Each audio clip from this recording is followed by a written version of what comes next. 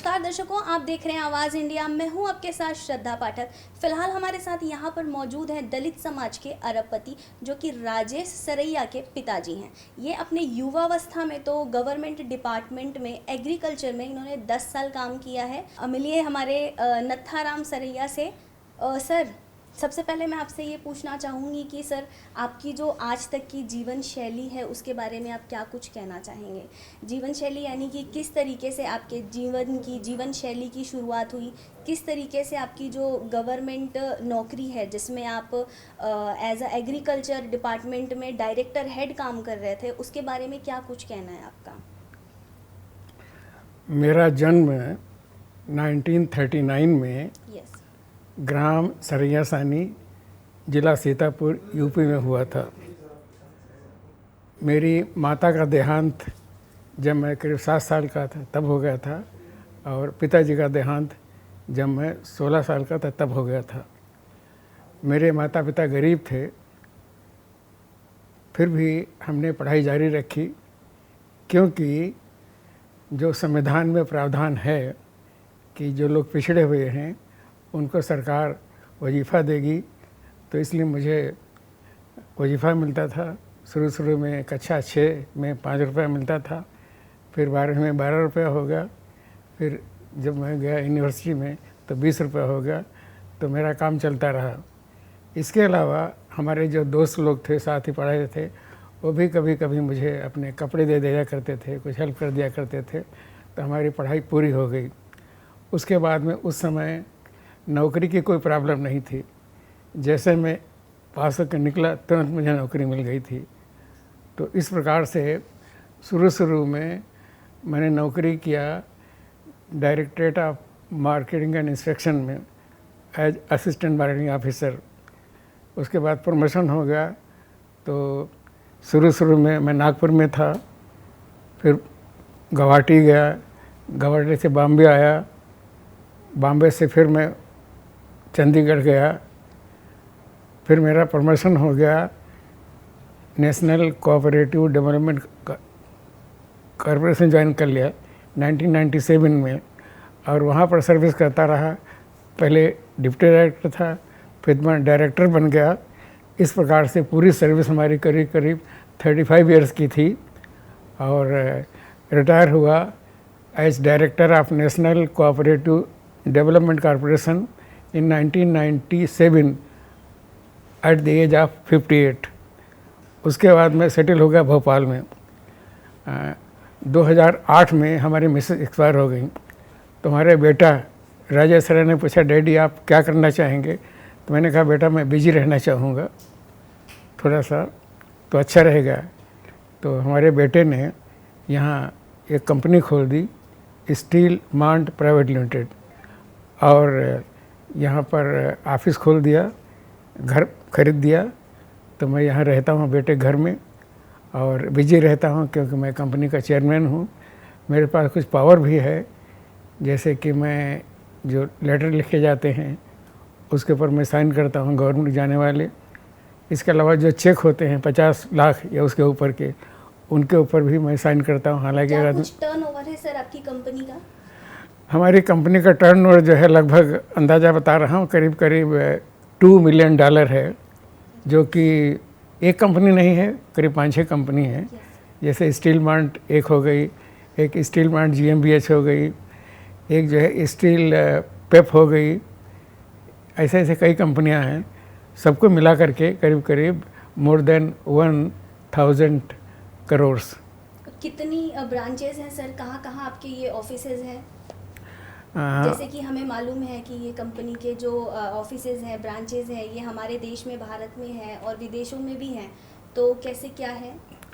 India में यहाँ पर मेन ऑफिस तो बॉम्बे में है, कुछ लोग पूना बैठते हैं, कुछ लोग दिल्ली बैठते हैं, कुछ लोग विशाखापट्टनम बैठते हैं। विशाखापट्टनम में हमारा कोल प्रोसेसिंग प्लांट है, वहाँ पर कोयला आता है, उसकी ग्रेडिंग होती है, तो वहाँ पर भी स्टाफ है। इसके अलावा मैंगलोर में है, कलकत्ता में भी है। इस प्रकार से इंडिया में भी हमारे करीब 5-6 ऑफिस हैं, और यहाँ पर कुल मिलाकर के करीब 30-40 लोग काम कर रहे हैं इंडिया में हैं। इसके अलावा हमारा जो सबसे बड़ा ऑफिस है जर्मनी का है, जहाँ हमारा बेटा बैठता है। इसके अलावा दूसरा ऑफिस दुबई में है, जहाँ पर भी करीब करीब 8-10 एम्प्लॉई हैं। और इसके अलावा यूक्रेन में हालांकि ऑफिस बंद है, काम नहीं होता क्योंकि लड़ाई हो रही है, वहाँ पर भी हमारे 10-12 एम्प्लॉई हैं। तो इस प्रकार से जो है ये तो हमारे मेन ऑफिस हो गए। इसके अलावा अन्य देशों में भी हैं, तो सबके नाम मुझे याद नहीं रहते हैं क्योंकि डिफ़िकल्ट होता है ना। करीब करीब 10-12 देशों में हमारे ऑफिस हैं। सर, इतना बड़ा जो बिजनेस है, इतना बड़ा जो सेटअप है, जो आपके बेटे ने यहाँ से एक उत्तर प्रदेश के रहने वाले सीतापुर गांव से निकल के आपके बेटे ने इतनी बड़ी जो इमारत हासिल की है, दलित समाज के लिए एक रोल मॉडल बनकर उभरे हैं। तो इसके बारे में, आपके बेटे के बारे में आपका क्या कुछ कहना है? मैं सरकारी अफसरों को पढ़ाया करता था, यस। तो बीच बीच में कुछ गपशप सुनाया करता था। तो मैं कहता था कि जो आदमी, ये चाइनीज प्रवर्ब है, one who see year ahead, 1 साल आगे सोचता है वो मक्का उगाता है। जो 10 साल आगे सोचता है वो फलदार वृक्ष जैसे आम उगाता है, जामुन उगाता है। लेकिन जो 100 साल आगे सोचता है वो जनरेशन उगाता है, यानी बच्चों को पढ़ाता लिखाता है, करता है। तो मैं पढ़ाता नहीं था, बल्कि सचमुच में हमने अपना सारी कमाई जो थी बच्चों की पढ़ाई लिखाई में लगा दिया। हमारी बड़ी बेटी जो है वो डॉक्टर है, बड़ा वाला बेटा है हमारा वो आर्किटेक्ट है, और छोटा वाला बेटा जो है राजेश सरैया, वो M.Tech एरोनॉटिकल इंजीनियरिंग है, और उसने किया है यूक्रेन से, रूस से किया है। तो सर, जब आपके ये सारे बच्चे और उसमें से राजेश सरैया सर जी जब पढ़ाई करते थे, उस वक्त ऐसे कुछ लक्षण, ऐसे कुछ गुण, ऐसी कुछ विशेषताएं थी जिसे देखकर आपको लगता था कि आपका बेटा एक दिन आपका भी नाम रोशन करेगा और साथ में सारे दलित समाजों का नाम भी रोशन करेगा? हाँ, एक बार की बात है, हमारा जो बेटा कानपुर गया था एक मैरिज में पार्टिसिपेट करने के लिए, करीब 10 साल का था। तब वो मैरिज जो थी हमारे फूफा ससुर के यहाँ थी। तो हमारे फूफा ससुर जो थे, जब मैं गया, बोले कि नथाराम, आपका बेटा जो है एक महान व्यक्ति बनेगा, क्योंकि 10 साल का है, दिन भर काम करता रहता है, दाल पीस रहा था, लेकिन इसके चेहरे पर एक भी शिकन नहीं आई। तो हमने, और मुझे भी लगता था, काफ़ी एक्टिव था और किसी बात के ऊपर सवाल पूछता था, ऐसा क्यों है? क्योंकि हमने कहा भाई ये लोग आते हैं नमस्ते करो, तो बोला ये क्या है, जब मैं वहाँ जाता हूँ तब भी मैं नमस्ते करता, ये आते तब भी मैं नमस्ते करता हूँ। भाई कुछ तो कायदा होना चाहिए, ये नमस्ते करेंगे हमसे, हमेशा हम ही नमस्ते करते रहेंगे। तो प्रश्न पूछता था वो, इसलिए लगता था काफ़ी होशियार है वो, क्योंकि जो बच्चा प्रश्न पूछता है इसका मतलब वो काफ़ी उसमें लगन है कुछ सीखने की। जैसे कि सर, राजेश सरैया सर जी ने जो दलित समाज का नाम है वो रोशन किया है, उन्होंने वो उभर कर आए हैं कि 5वें नंबर के दलित समाज में वो सबसे अरबपति हैं। उसके अलावा सर, जब वो बचपन में जैसे कोई चीज़ें करते थे कि कुछ गलत है, सही है, तो आप उनको किस तरीके से मार्गदर्शन देते थे कि उन्हें अपनी ज़िंदगी में क्या करना चाहिए, क्या बनना चाहते हैं वो? कभी आपने उनको पूछा, कभी डॉक्टर बनना चाहते हैं, इंजीनियर बनना चाहते हैं, कुछ बनना चाहते हैं, तो इसमें उनका क्या कहना था कि what he want to be become? मैं समझता हूँ ये रोल हमारी मिसेस करती थी। वो डांटती रहती थी कि तुम अगर ऐसा करोगे तो ऐसे मजदूर बन जाओगे, तो अच्छे से पढ़ाई लिखाई करो और जो पढ़ना चाहे तो वो पढ़ो, कोई रोक टोक नहीं, लेकिन पढ़ाई जारी रखो। और हम कैसे भी दोनों आदमी भूखे पेटे अपना खर्चा बच्चों की पढ़ाई लिखाई करते थे। तो सर, आपका कहने का मतलब है कि सरैया सर जी के पीछे जो सफलता है, सफलता के पीछे का जो राज है वो उनकी माताश्री हैं। बिल्कुल बिल्कुल, उनकी माताश्री ने उन्हें सही मार्गदर्शन दिया है। जी है, जी तो है। सर, जैसे कि दलित समाज आपसे और राजेश सरैया सर जी से इंस्पायर्ड होगा, तो दलित समाज में और भी ऐसे युवा लोग हैं जो बहुत कुछ करना चाहते हैं, लेकिन हो सकता है कुछ हो नहीं पा रहा हो। तो राजेश सर की ऐसी कुछ जीवन शैली बताइए जो आज के युवावस्था उसे अपना सकें और सफलता के मार्गदर्शन में जाएं। आजकल के नौकरियां तो मिलती नहीं हैं। Yes sir. तो राजेश सरैया भी और हम भी सलाह देते हैं कि आप कोई भी शुरू करो बिजनेस, छोटा बिजनेस हो कोई बात नहीं, धीरे धीरे बड़ा हो जाता है।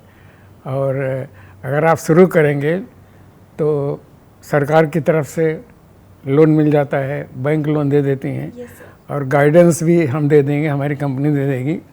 इसलिए आप लोग नौकरी के पीछे मत पड़ो। ये देखा गया हमारे बहुत से बच्चे जो हैं वो IAS IPS बनना चाहते हैं, इंतज़ार करते हैं, 30 के 35 हो जाते हैं, 40 हो जाते हैं, नहीं बन पाते हैं। उनको मैं सलाह देता हूँ, हमारा बेटा देता है कि आप जो है पढ़ाई पूरी करने के बाद में 2-3 साल देख लो, अगर आप बन जाते हैं IAS IPS या कोई अच्छी पोस्ट तो करो, अदरवाइज़ आप नौकरी की छोड़ो, कोई छोटा मोटा बिजनेस करना शुरू कर दो। सर, राजेश सरैया सर जी की जीवन की शुरुआत कैसे हुई थी? मतलब उन्हें ये कब लगा कि उनको ज़िंदगी में बहुत उभर कर आना है और बहुत कुछ करना है, एक अपनी पहचान बनानी है? कि बच्चा या बड़ा, अभी भी हम अगर क्वेश्चन करते हैं तो बच्चे नहीं बता पाते उनको क्या बनना है। राजेश को पता नहीं था, ये तो सरकमस्टांसेस हैं। वो यूक्रेन में गए थे और हमारा बेटा काफ़ी स्मार्ट है, उसको इंग्लिश, हिंदी, रशियन भाषा अच्छी आती है। तो जो लोग जाते थे, जैसे कभी अमिताभ बच्चन गया, राजेश खन्ना गया, तो नॉर्मली हमारा बेटा ही गाइड बन जाया करता था।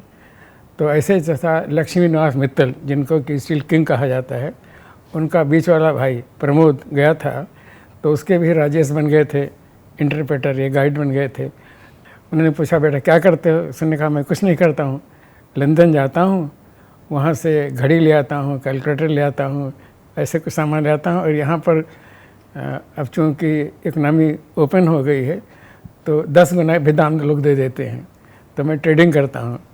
तो उन्होंने कहा कि हमारी कंपनी में काम करोगे? बेटे ने कहा हाँ काम करेंगे। तो उन्होंने प्रमोद मित्र ने उसको $1,500 पर मंथ की सैलरी दिया और ऑफिस खोल दिया वहाँ पर। तो हमारे बेटे ने करीब साल भर काम किया। ये जो तो लोहा था जो तोड़ा गया था ICM मिसाइल्स वगैरह का, तो उसमें कंपनी को 6 करोड़ का प्रॉफिट हुआ। तब बेटे ने सोचा कि अगर हम इनके लिए काम करते हैं तो अपने लिए खुद काम क्यों ना करें। इसलिए उसने कंपनी बनाई और स्टील का एक्सपोर्ट करना शुरू कर दिया। जैसा कि सर आपने बताया, आपको जब गवर्नमेंट की नौकरी लगी थी, जब आपको सरकारी नौकरी लगी थी, उस वक्त डॉक्टर बाबा साहेब आम्बेडकर के अनुच्छेद को पढ़ के आपको आगे रख के नौकरी मिली थी दलित समाज में से। तो सर आपको ऐसा कहीं ना कहीं लगता है कि आपकी ज़िंदगी में अगर कुछ अच्छा हुआ है तो वो डॉक्टर बाबा साहेब आम्बेडकर की वजह से? बिल्कुल 100%। क्योंकि ये हम लोग जो थे अम्बेडकर को अपना गॉड मानते हैं। अलग अलग है लोग मानते हैं जिसको, लेकिन हम उनको मानते हैं। और जो कुछ हमें मिला है उसके ऊपर सब बाबा साहब अम्बेडकर की कृपा रही है। क्योंकि हमारे पास माँ बाप पास कोई पैसे नहीं थे, कोई ज्ञान नहीं था, तो चूँकि चर्चा होती रहती थी अम्बेडकर साहब हैं, तो इस कारण से मिलता था, हमको मिलता था, सारे बच्चों को मिलता था।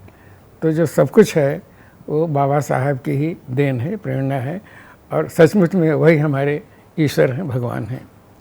तो डॉक्टर बाबा साहेब आम्बेडकर ने जो आप लोगों के लिए आंदोलन किया था, प्रोटेस्ट किया था, आप लोगों के लिए जो अनुच्छेद बनाए गए हैं, जो लॉ बनाए गए हैं जिससे दलित समाज आगे आए, तो उसके बारे में आप समाज को क्या कहना चाहेंगे कि अच्छे से पढ़ाई लिखाई करें, स्कोप है? जो डॉक्टर बाबा साहेब आम्बेडकर आप लोगों के लिए, जो दलितों के लिए जो जगह छोड़ कर गए हैं, उस चीज़ का उन्हें फ़ायदा उठाना चाहिए। 14 अप्रैल को बाबा साहब जयंती होती है, तो उस दरम्यान मैं अवश्य जाता हूँ गांव में और 10-12 दिन रहता हूँ। और अड़ोस पड़ोस गाँव में जो है अम्बेडकर जयंती मनाई जाती है, तो कहीं पर जो है 50 लोग आ जाते हैं, कहीं पर 100, 150, 200 लोग तो आ जाते हैं। तो उनके बारे में यही चर्चा होती है कि आप लोग अपने बच्चों को शिक्षा जरूर दीजिए। तो बाबा साहब का संदेश ही था, शिक्षित बनो, संगठित बनो और संघर्ष करो। तो शिक्षा ऐसा शेरनी का दूध है जो पीता है दहाड़ता है। ये बाबा साहब Yes, कहा sir. करते थे। तो सर जब आप बहुत सालों बाद या महीनों बाद जब आप अपने गांव जाते हैं सीतापुर, तो सर उस वक्त जब आप अपने गांव जाते हैं तो आपको कैसा महसूस होता है? एक तरफ आपका बेटा जो काफ़ी फेमस हुआ है, बहुत नाम कमाया है उसने, न कि देश में बल्कि विदेशों में भी उसने अपना झंडा गाड़ा है। तो कैसे लोग आपको आते हैं, लोग आपसे बात करते हैं, उस वक्त आपको कैसा महसूस होता है? जहाँ पर जन्म होता है नेचुरली वह स्थान अच्छा लगता है, तो इसलिए मैं गांव जाता हूँ। अभी भी हमारे दोस्त तो खैर अब कोई रहे नहीं, सब एक्सपायर हो गए हैं, लेकिन फिर भी हमारे जान पहचान के लोग हैं, भतीजे जो हैं, एजेड लोग जो हैं, जो 60-70 साल के हैं, उनसे बातचीत करते हैं, बहुत अच्छा लगता है, मुलाकात होती है। और मैं जाता हूँ तो कुछ काम होते हैं दफ्तरों में, मैं उनको वहाँ बता देता हूँ, गाँव वालों को, अपने भतीजों को, कि कौन कौन स्कीम है, क्या है। जैसे कि हमने सोलर सिस्टम लगवा दिया था, उनकी मुलाकात करवा दिया था, तो 5 किलोवाट का लगा हुआ है, सिंचाई होती है। तो मैं नॉर्मली जो अफसर होते हैं डिस्ट्रिक्ट के, बैंक वाले होते हैं, उनसे मुलाकात करता हूँ, कभी कभी उनको बुला भी लेता हूँ, चाय पानी हो जाती है। तो इस तरह से हमारे गांव के लोगों के काम हो जाते हैं। सर जैसा कि आपने बताया कि जब युवावस्था थी, आपका जब बालपन था, उस वक्त पढ़ने के लिए आपको पैसे मिलते थे स्कूल में तो आप पढ़ने जाते थे, और आपके दोस्त कुछ हेल्प कर देते थे तो आप वहाँ रुक के पढ़ाई कर लेते थे। सर जैसा आपने अपनी युवावस्था बालपन में देखा है, क्या वैसा आपने कुछ राजेश सरैया सर के साथ ऐसा कुछ हुआ है कि उन्होंने अपने दम पे कुछ पढ़ाई की है, या फिर वो थोड़ा गरीबी से निकले हैं? क्योंकि सर उस वक्त तो आप काम कर रहे थे, तो शायद ऐसा कुछ नहीं हुआ होगा। नहीं, मैं एक गवर्नमेंट सर्वेंट था। हाँ। और खाने पीने भर का मिलता था, कोई प्रॉब्लम नहीं थी। और ज़रूरत पड़ने पर यह था कि हम कभी भी किसी बहाने से कान छेदना है, नाक छेदना है, एक मुंडन करना है, तो अप्लाई करते थे तो 5,000 रुपया मिल जाता था। तो ज़रूरत पड़ने हम ले लेते थे, काम चलता रहता था, तो कोई प्रॉब्लम नहीं आ रहा जिसको। तो इस प्रकार से हमारे घर के पास में एक AB बालिका इंस्टीट्यूट, रशियन इंस्टीट्यूट था, तो वहाँ हमारा बेटा पढ़ता था। तो पढ़ करके तभी वो गया था रूस में, ओलंपियाड हुआ था, और तभी उसको मिला था स्कॉलरशिप।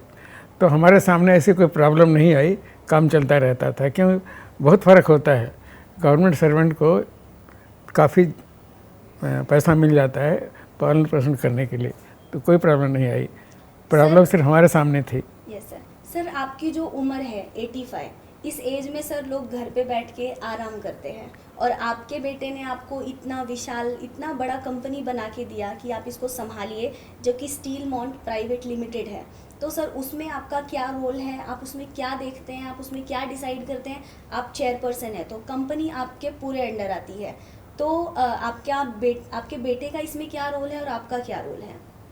नॉर्मली हमारा बेटा जो है कॉन्फ्रेंस करता रहता है, लोगों से बात करता रहता है, बताता रहता है क्या काम करना है, तो सब कुछ जो बेटा करता है, और मैं सिर्फ अंगूठा लगा देता हूँ ज़रूरत पड़ने पर, बाकी काम धाम नहीं करता हूँ। बेटे ने एक फ्लैट भी हमारा नाम किया है, एक हमारे पास में मर्सिडीज गाड़ी भी है, ड्राइवर है।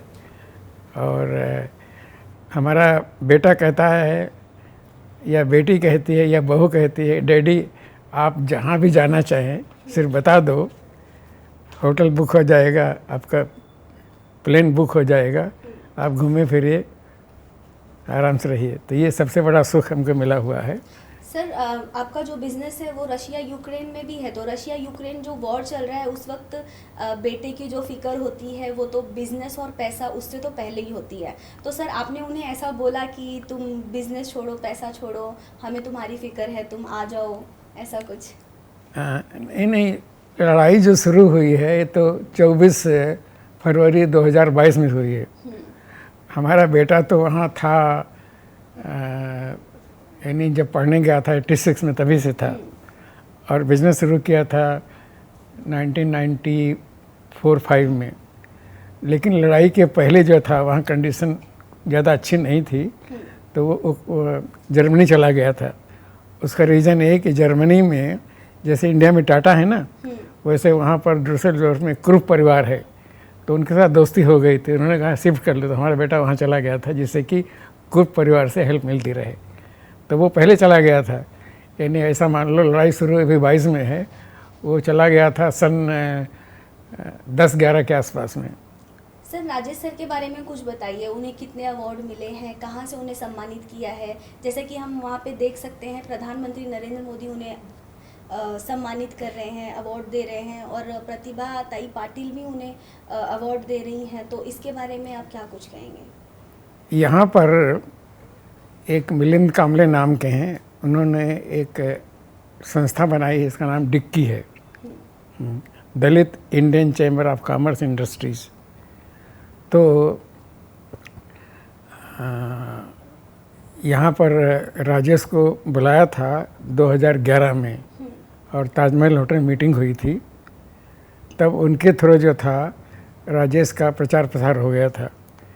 तब जो था, अच्छा जहाँ तक बात है प्रतिभा देवी सिंह पाटिल की, तो जब यूक्रेन में थे तभी वहाँ के जो एम्बेसडर थे उन्होंने रिकमेंड किया था, राजेश बहुत अच्छा काम कर रहा है, भारत का नाम ऊंचा कर रहा है, वो मिला था।